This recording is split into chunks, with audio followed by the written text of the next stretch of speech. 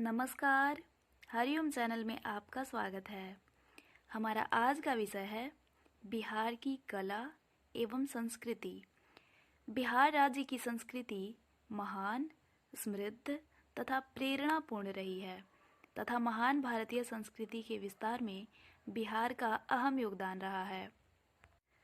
22 मार्च सन 1912 में बंगाल से तथा 1 अप्रैल सन 1936 में उड़ीसा से अलग होकर बिहार एक स्वतंत्र राज्य बना तथा 15 नवंबर सन 2000 को झारखंड को बिहार से अलग किया गया।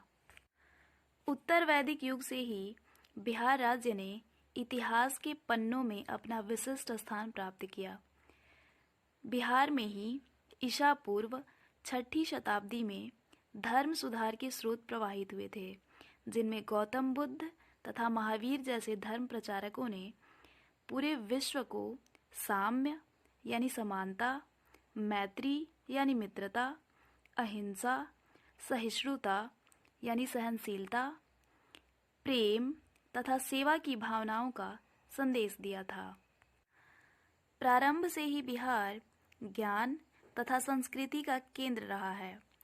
कला एवं संस्कृति के महत्वपूर्ण पहलुओं को बिहार अपने ऐतिहासिक आंचल में हजारों वर्षों से समेटे हुए है तथा इन्हीं ऐतिहासिक तथ्यों के आधार पर बिहार की गौरवशाली गाथा को समझा जा सकता है। आधुनिक बिहार पहले मगध के नाम से जाना जाता था तथा इसका विस्तार राजगृह से लेकर नेपाल के दक्षिणी हिस्से तक था। मगध यानी बिहार ने उत्तर वैदिक काल से ही कला एवं संस्कृति के विकास में महत्वपूर्ण भूमिका निभाई है। यहाँ के कलाकार पत्थर काटने, तराशने तथा ईंट पत्थर इत्यादि को सजाने में सर्वथा निपुण थे। वैभवशाली भारत के प्रभुता संपन्न स्वरूप को ऊंचा उठाने में बिहार के शिल्प और स्थापत्य कला की महत्वपूर्ण भूमिका रही है। मौर्य वंश के संस्थापक चंद्रगुप्त मौर्य के काल में मगध की राजधानी पाटलिपुत्र यानी पटना अपनी कला और संस्कृति के लिए पूरे विश्व में प्रसिद्ध था।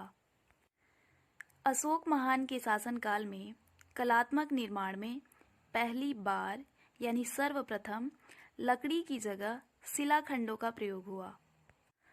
अशोक के स्तंभ तथा उस पर बनी 3 शेरों की मूर्तियां, सांड और धर्मचक्र तथा नारी यक्ष की मूर्ति मौर्यकालीन मूर्ति कला के जीवंत उदाहरण हैं।